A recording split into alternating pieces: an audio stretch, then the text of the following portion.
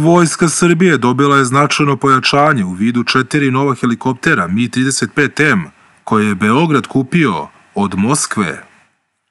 Odmah po sletanju ruskog transportnog aviona Antonov AN-124 na aerodromu Batenici krenule su teorije zavere oko toga kako je ovo naoružanje uopšte došlo u Srbiju.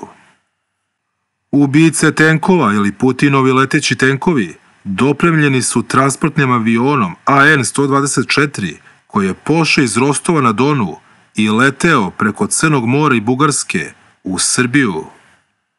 Kontingent je sa svim dozvolama uredno prijavljen i preleteo je preko zemlje koja je članica NATO-a Bugarske, a izbjegnut je prelet preko Ukrajine i Krima.